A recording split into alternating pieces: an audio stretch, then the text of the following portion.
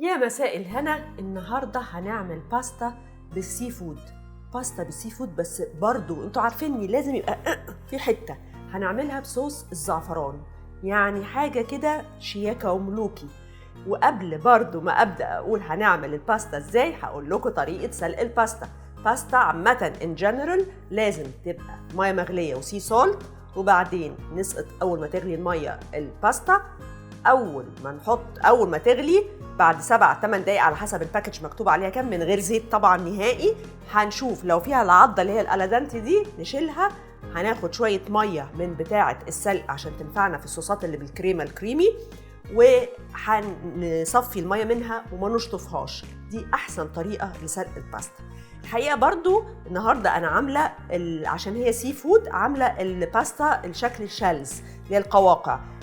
باستا سيتشيليانو الحقيقه عندها رينج واسع قوي من الباستات، والحقيقه انا حابه قوي ان انا اعمل يعني كل ريسبي بشكل عشان نطلع كل الرينج الحلو اللي عنده. تعالوا نشوف الباستا دي هتتعمل ازاي. هحط شويه زيت،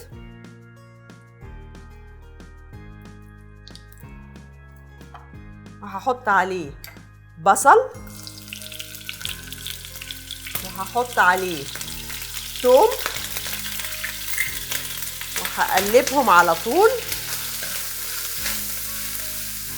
طيب حطينا البصل والثوم، نبتدي بقى نحط الجمبري والسي سكالوب.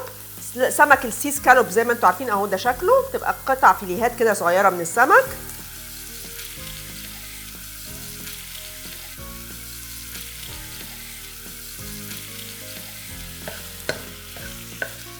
حطينا السمك والجمبري، هحط ملح وفلفل، وزي ما انتوا عارفين عني انا بسيب لكم الملح والفلفل حسب الرغبه، كل واحد يحط الكميه اللي بيحبها. انا شخصيا من الناس اللي بحب الملح القليل، ما بحبوش ملح كتير. هناخده تقليبه. بعد كده هنزل بالزعتر الناشف،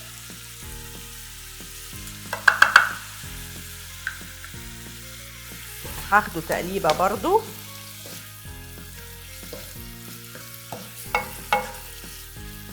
بعد كده هنجيب الزعفران. طبعا كل ما كانت نوعيه الزعفران عاليه، انا عارفه ان هو بيبقى غالي، بس كل ما بيبقى الطعم اعلى جدا. هنحط الزعفران في شويه ميه دافيه ونقلبهم.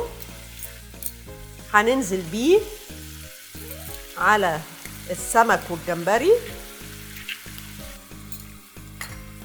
هناخده تقليبه.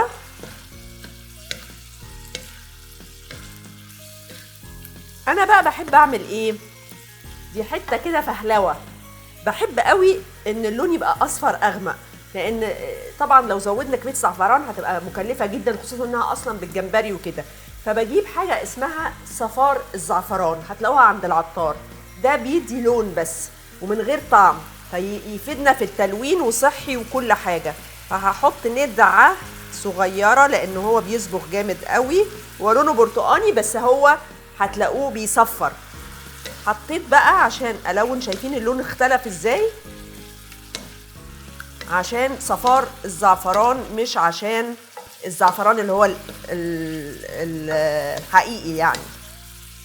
صفرت كده، ولو احتجت اصفر زياده بعد ما نحط الكريمه هروح حاطه شويه صفار زعفران تاني، على حسب هنشوف احنا اللون طلع معانا عامل ازاي. هبتدي انزل بالكريمه اللباني، هحط شويه،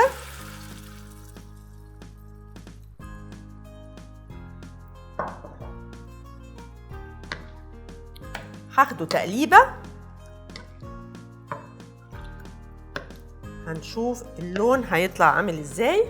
وزي ما احنا متفقين بناخد شويه من ميه سلق المكرونه عشان تخلي الصوص بتاعي كريمي، وهنخليه ياخد غلوه.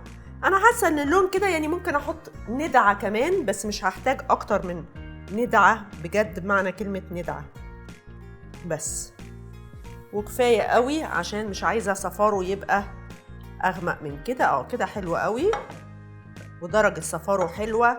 وهنسيبهم ياخدوا غلوة لغاية ما الجمبري والسمك يستوي، وبعد كده ننزل عليهم الباستا بتاعتنا.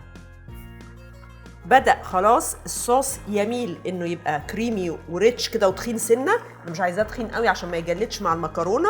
وهنزل بالمكرونة الشيلز اللي هي السيتشيليانو القواقع،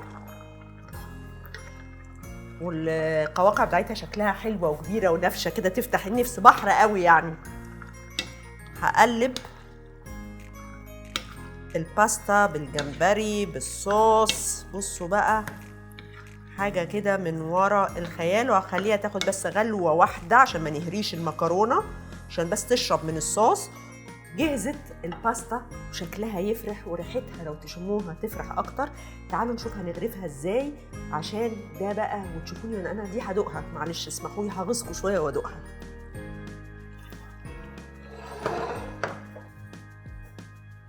هبتدي بقى اغرف الباستا اللي بالجمبري والسافرن صوص والسي سكالوب.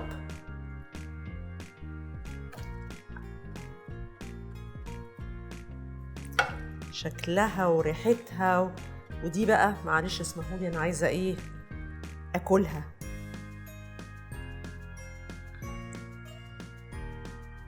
عاده انا ما بحبش اكل اللي بطبخه باي ذا واي، ببقى شبعانه من كتر الريحه، بس دي فاتحه نفسي.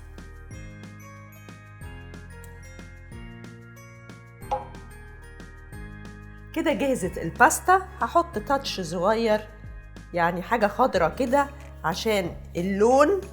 وبصوا جمال الطبق، جربوه وقولوا لي رأيكم. مستنية كومنتاتكم وأسئلتكم، والصورة اللي تطلع حلوة معاكم أو الوصفة اللي تطلع حلوة معاكم صوروها واعملوا منشن ليا والسيتشيليانو باستا، وهنعمل أحلى شغل في الستوريز. هدوق بقى لأني مش قادرة أقاوم المنظر الرهيب ده. بصوا الباستا.